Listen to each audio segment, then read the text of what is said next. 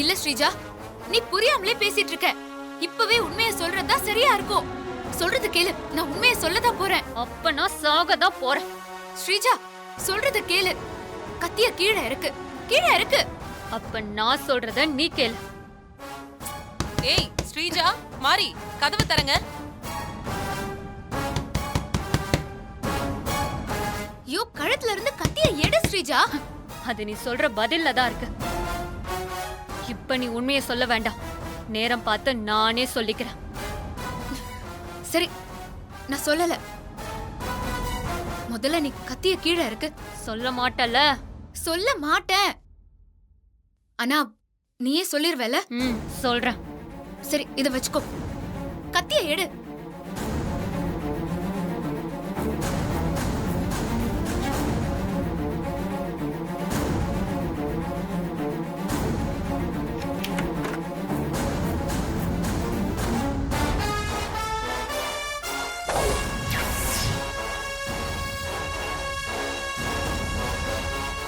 என்ன மாரி கதவை சாத்திக்கிட்டு ஸ்ரீஜா கிட்ட அப்படி என்ன ரகசியம் பேசிட்டு இருந்த?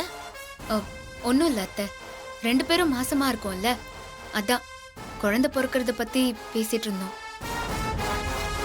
நான் வரேன்.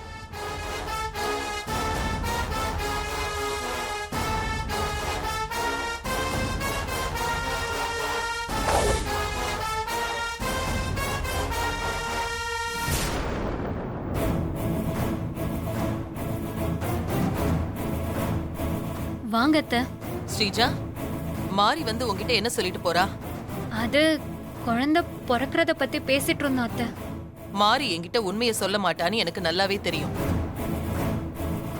ஆனா நீயும் உண்மையை சொல்ல மாட்டேங்கிறிய ஸ்ரீஜா? இல்ல அத்தை, உண்மையதான் நான் சொல்றேன். குழந்தை விஷயமா தான் பேசிட்டு இருந்தோம் அத்தை. நான் பொய் சொல்லல அத்தை. என்ன நீங்க நம்புங்க. எனக்கு என்னவோ மாரி உன்கிட்ட தனியா வந்து குழந்தை விஷயமா தான் பேசிருப்பாளோன்னு தோணல. வேற என்னமோ பேசிருக்கணும். உண்மையை சொல்லு ஸ்ரீஜா. அத்தை, குழந்தை பிறந்தா எப்படி பாத்துக்கணும், எப்படி வளர்க்கணும்னு சொல்லிட்டு இருந்தா. வேற எதுவும் பேசல அத்தை. என்ன நம்புங்க அத்தை.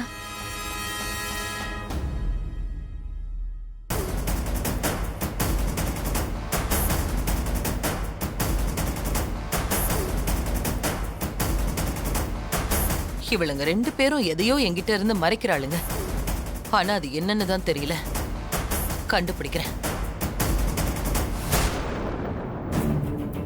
சரி, அப்போ நான் போயிட்டு வரேன். என்ன மாதிரி எதுக்கு வந்த, என்ன விஷயம், எதுவுமே சொல்லாம போற? ஒன்னும் இல்ல அத்தை.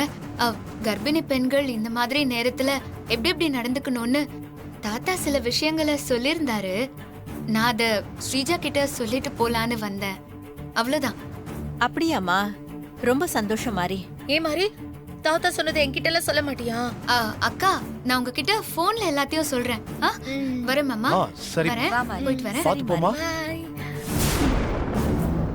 என்ன சொல்றீங்க சூர்யா? மரியா பார்வதி அத்தையோட பொண்ணு இல்லையா? ஆமா விக்ரம், மரியா ஆள் மாறாட்டம் பண்ணிட்டு இருக்கா. பார்வதி அத்தையோட பொண்ணு துர்காவா நடிச்சுட்டு இருக்கா. ஏற்கனவே மாரியை கொல்றதுக்கு புக்குல விஷம் தடவின விஷயத்துல மரியா மேல நமக்கு டவுட் இருக்கு. இப்ப அந்த மரியா ஆள் மாறாட்டம் வேற பண்ணிட்டு இருக்கான்னு சொல்றீங்க. ஆமா, மரியா ஆள் மாறாட்டம் பண்ணிட்டு இருக்கான்னு நீங்க எப்படி சொல்றீங்க? அது சின்ன வயசுல காணாம போன பார்வதி அத்தையோட பொண்ணு யாருன்னு எனக்கு தெரியும். உங்களுக்கு தெரியுமா? யாரு அவங்க? எங்க இருக்காங்க? அது வேற யாரும் இல்ல, மாரிதான். என்ன சொல்றீங்க சூர்யா? மாரிதான் சின்ன வயசுல காணாம போன பார்வதி பெரியம்மாவோட பொண்ணா? ஆமா விக்ரம்.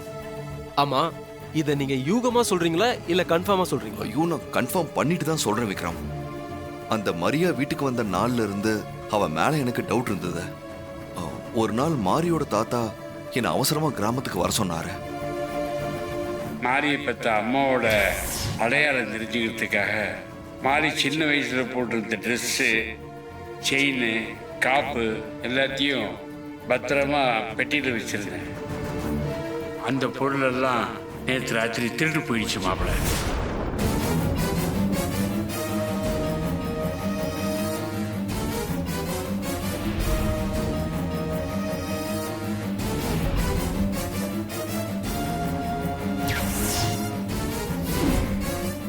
அதுக்கப்புறமா தான் மாரி தான் பார்வதி அத்தையோட பொண்ணு மரியா ஆள்மாறாட்டம் பண்ணிட்டு இருக்கான்னு கன்ஃபார்ம் பண்ணேன்.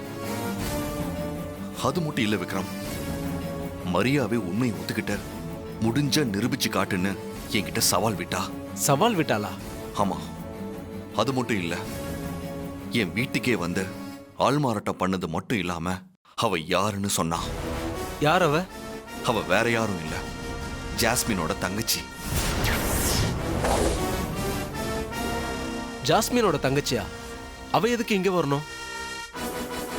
ஏற்கனவே மாரிய கொலை பண்ண பார்த்ததுல மரியா மேல டவுட் இருக்கு. இப்ப வீட்டுக்குள்ள வந்து ஆள் மாறாட்டம் பண்ணிக்கிட்டு இருக்கா. எதுக்காக இப்படி எல்லாம் பண்றா?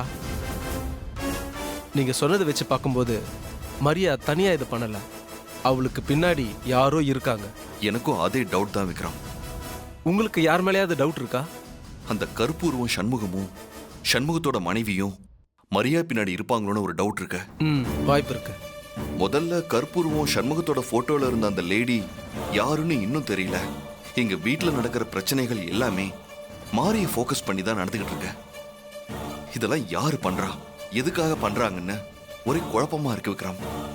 அந்த லேடி யாரு, எதுக்காக மாரிய பழிவாங்க நினைக்கிறாங்க?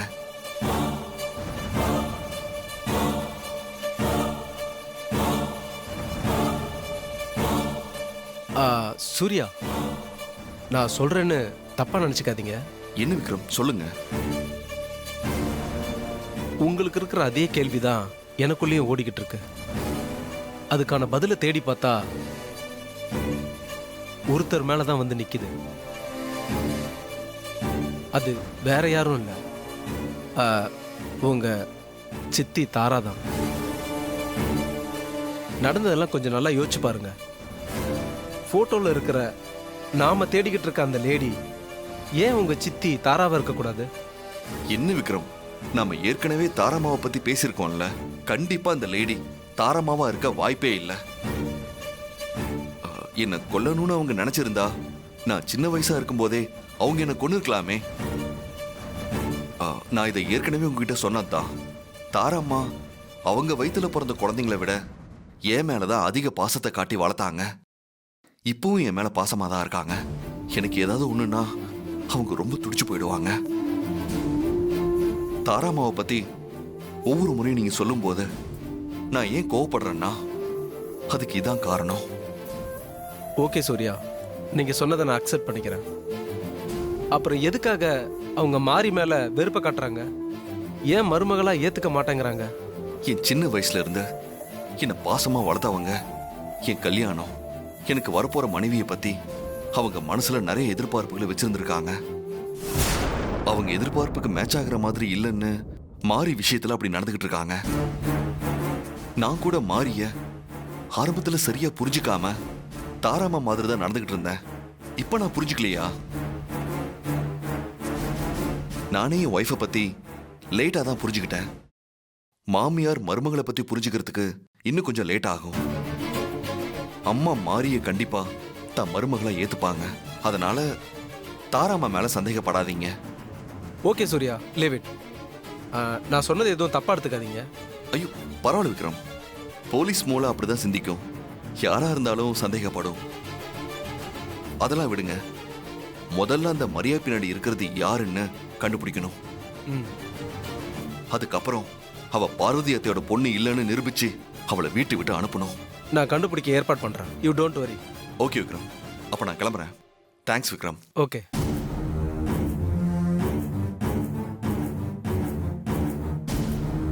கூடிய சீக்கிரத்துல இது எல்லாத்துக்குமே காரணம் உங்க தாரா அம்மா தான் நான் ஆதாரத்தோட உங்களுக்கு நிரூபிக்கிறேன் சூர்யா.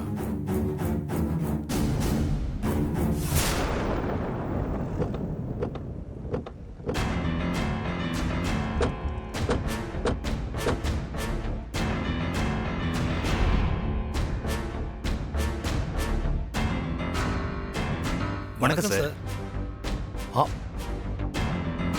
வணக்கம், வாங்க. வா. நீங்க? நாங்க குழந்தைங்க ஆசிரமத்திலிருந்து வந்திருக்கோம் சார். அப்படியா? உட்காருங்க உட்காருங்க. Thank you sir. எல்லாரும் உட்காருங்க உட்காருங்க உட்காருங்க. சொல்லுங்க, என்ன விஷயமா வந்திருக்கீங்க? மரியாவை பார்க்கறதுக்காக வந்திருக்கோம். மரியாவா? மாமா நம்ம துர்காவை தான் சொல்றாங்க. ஆமா இல்ல, மறந்தே போயிட்டேன். சுஜாதா, துர்காவை தேடி வந்திருக்கிறது யாரு? அவங்க ஆசிரமத்துல இருந்து வந்திருக்காங்க நீ.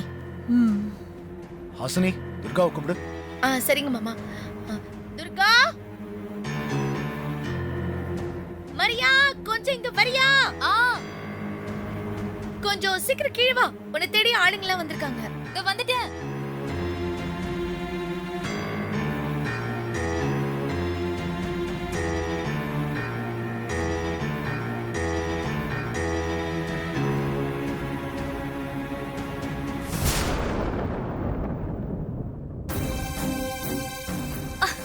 ஆன்ட்டி, மரியா, எப்படிமா இருக்க? நான் நல்லா இருக்கேன் ஆன்ட்டி. நீங்க எப்படி இருக்கீங்க? நான் நல்லா இருக்கேம்மா. ஆன்ட்டி, மரியா, எப்படி இருக்கம்மா? நான் நல்லா இருக்கேன் ஆன்ட்டி. உங்களை பார்த்ததுல எனக்கு ரொம்ப சந்தோஷம். எங்களுக்கும் சந்தோஷம் தான் மரியா. மாமா, அத்தை, அம்மா, நான் ஆசிரமத்துல இருந்தப்ப இவங்க எல்லாம் என்ன ரொம்ப நல்லா பாத்துக்கிட்டாங்க. இவங்க இல்லைன்னா நான் இல்ல. அப்படியா? ரொம்ப சந்தோஷமா. நாங்க எங்க கடமை தானே மரியா செஞ்சோம்.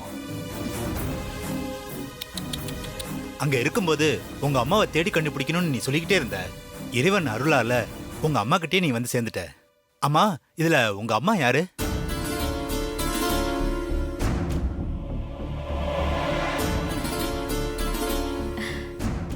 இவங்க தான் என் அம்மா. இவங்க பேரு பார்வதி. அம்மா, நான் இருந்த ஆசிரமத்துல இருந்து என்ன பார்க்க வந்திருக்காங்கம்மா. வணக்கங்க. வணக்கம்மா. அம்மாவுக்கு பார்வை கிடையாது. ஓ, இவர் என் மாமா, அம்மாவோட பிரதர். வணக்கம். வணக்கம். வணக்கம் சார். இவங்க சுஜாதா அத்தை, அம்மாவுக்கு எல்லாமா இருக்க என் அத்தை. வணக்கம். வணக்கம்மா. இவங்க ஹாசினி. வணக்கம். ஹலோ. வணக்கம். இவங்களை எல்லாம் இன்ட்ரோடியூஸ் பண்றேன். இவங்க தாரா ஆன்ட்டி, என் மாமாவோட ஒய்ஃப். வணக்கம் மேடம். இவரு சங்கரபாண்டி, தாரா ஆன்ட்டியோட பிரதர். வணக்கம் சார். ஓஹோ. வணக்கம். இவங்க ஸ்ரீஜா. ஏன் மகாதா? வணக்கம்மா. வணக்கம். நல்லா வணக்கமே. நீங்க உட்காருங்க. தேங்க்யூ மரியா. நீங்க என்ன தேடி வந்தது ரொம்ப சந்தோஷம். என்ன சாப்பிடுறீங்க? ஓ, உபசரிப்புக்கு ரொம்ப நன்றி மரியா. எங்களுக்கு எதுவும் வேண்டாம். நாங்க ஒரு முக்கியமான விஷயமா உன்னை பார்க்க வந்திருக்கோம்.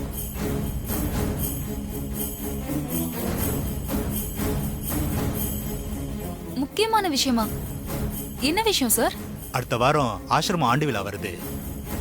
ஆசிரமத்தில் இருக்கிற குழந்தைங்களுக்கு உன்னால ஏதாவது உதவி பண்ண முடியுமான்னு கேட்க வந்திருக்கோம்.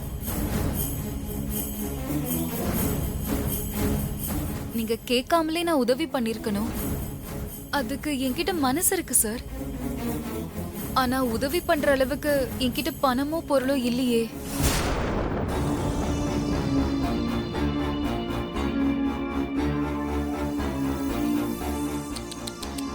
இவ்ளோ பெரிய வீட்ல இருந்துட்டு நான் இப்படி சொல்றேனேன்னு தயவு செஞ்சு என்ன தப்பா எடுத்துக்காதீங்க. மகளே, மாடி வீட்டு ஏழையாம் என்ன பர்ஃபார்மன்ஸ் பண்றா பாரு. பர்ஃபார்மன்ஸ்ல ஒண்ணு அடிக்க முடியாது மகளே, நீ பெரிய ஆளு. எங்க அம்மா கிட்ட வந்து சேர்ந்ததுக்கு அப்புறம் மாமா, அத்தை, பெரிய அத்தைன்னு எனக்கு நிறைய உறவுகள் கிடைச்சிருக்கு. நான் சந்தோஷமா இருக்கேன். எங்க அம்மாவும் உறவுகளும் தான் என்கிட்ட இருக்க ஒரே சொத்து. மத்தபடி உங்களுக்கு கொடுத்து உதவ என்கிட்ட பணம் எதுவும் இல்ல சார். சாரி.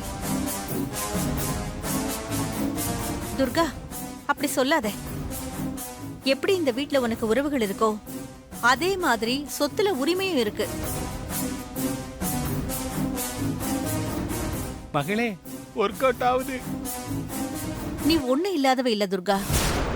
நீ ஒரு பெரிய கோடீஸ்வரி. என்னோட சொத்து பத்து எல்லாமே உனக்கு தான் துர்கா. அம்மா, நான் சொத்துக்கெல்லாம் ஆசைப்படலமா. எனக்கு நீங்க தான் பெரிய சொத்தே. எனக்கு நீங்க கிடைச்சதே போதும்மா. இதுக்கு மேல நான் வேலைக்கு போய் உங்களை நல்லா பாத்துப்பேம்மா. நீயே ஒரு கம்பெனிக்கு முதலாளிமா, நீ எதுக்காக வேலைக்கு போகணும்? அண்ணே, இங்கதான் இருக்கேம்மா. சொல்லு பார்வதி. துர்கா இனிமே எதுக்காகவும் வருத்தப்படக்கூடாது. அவளுக்கு எந்த குறையும் இருக்கக்கூடாது. அதனால என்னோட பேர்ல இருக்கிற அத்தனை சொத்துக்களையும் துர்கா பேர்ல எழுதி வைக்கணும்னு முடிவு பண்ணிட்டேன். ம்.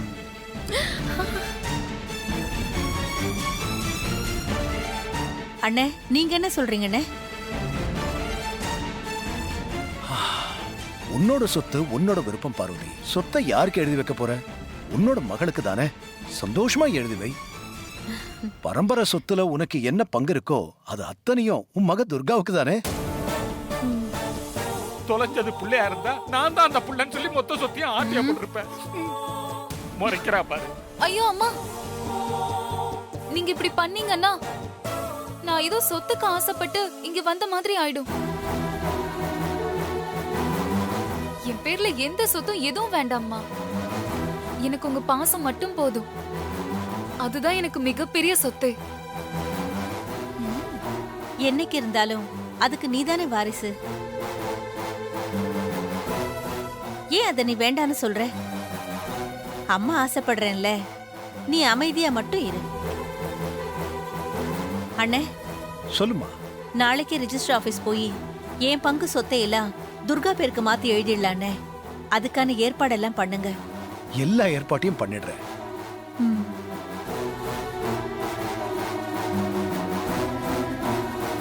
மாரிக்கிட்டையும் சூர்யா கிட்டையும் இந்த விஷயத்தை சொல்லி அவங்களே ரிஜிஸ்டர் ஆபீஸ்க்கு வர சொல்லணும்.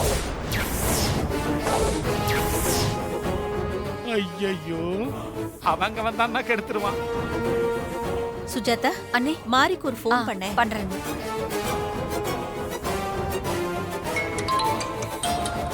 அண்ணே, இந்தாங்க ரிங் போகுது. பார்வதி அம்மா கூப்பிடுறாங்க. இப்பதான் அங்க இருந்து வந்தோம். ஒருவேளை வீட்டுக்கு போயிட்டு நான் விசாரிக்க கூப்பிடுறாங்க போல இருக்கு. ஹலோ அம்மா, நான் வீட்டுக்கு வந்துட்டேன். நல்லது மாரி. நான் உனக்கு வேற ஒரு நல்ல விஷயம் சொல்றதுக்காக தான் ஃபோன் பண்ணேன். என்ன விஷயம்மா? என் பேர்ல இருக்கிற சொத்தை எல்லாம் துர்கா பேருக்கு மாத்தி எழுத போறேன். ரொம்ப சந்தோஷம்மா. துர்காவுக்கு இந்த வீட்ல எந்த கவலையும் குறையும் இருக்க கூடாதுங்கிறதுக்காகத்தான் நான் இந்த முடிவையே எடுத்திருக்கேன். நல்ல முடிவு தான் எடுத்திருக்கீங்க. நாளைக்கு ரிஜிஸ்ட்ரேஷனுக்கு நீயும் சூர்யாவும் ரெஜிஸ்டர் ஆபீஸ்க்கு வந்துருங்க. சூர்யா கிட்ட நீயே இந்த விஷயத்த சொல்லிடு. சரிங்கம்மா. ஹஸ்பண்ட் சார் வந்ததும் நான் சொல்லிடுறேன். நாளைக்கு ரெஜிஸ்டர் ஆபீஸ் வந்துடுறோம். சந்தோஷம் மாரி. அப்ப நான் போன் வச்சிடுறேன். சரிங்கம்மா. இந்தா சுஜாதா, நீங்க கவலைப்படாம இருங்க. என் மக துர்கா நாளைக்கு அவ கையாலேயே உங்க ஃபங்க்ஷனுக்கு தேவையான மொத்த பணத்தையும் உங்களுக்கு கொடுத்துருவா. எங்களுக்கு ரொம்ப சந்தோஷமா. ரொம்ப சந்தோஷம். நாங்க போயிட்டு வரோம். வாங்க. வரோம் சார். மரியா வரமா? அப்ப மரியா போயிட்டு வாங்க ஆண்டி. Take care. வரோம் மரியா.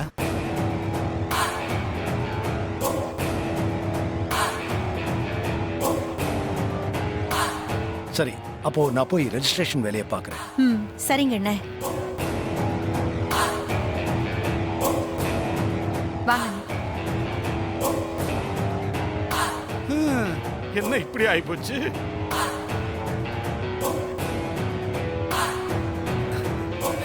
வாங்க மேடம். சொல்லி கொடுத்த மாதிரியே எல்லாருமே நல்லா நடிச்சிங்க. ரொம்ப தேங்க்ஸ். பரவாயில்ல மேடம். இந்தாங்க. ரொம்ப தேங்க்ஸ் மேடம். அப்ப நாங்க போயிட்டு போயிட்டு வரோம் மேடம். போங்க. வரோம் மேடம். வாங்க போங்க.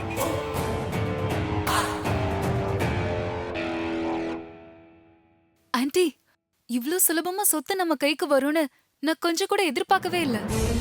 நீங்க நினைச்ச மாதிரி பார்வதி பேர்ல இருக்க மொத்த சொத்தும் நாளைக்கு என் பேருக்கு வந்துரும்.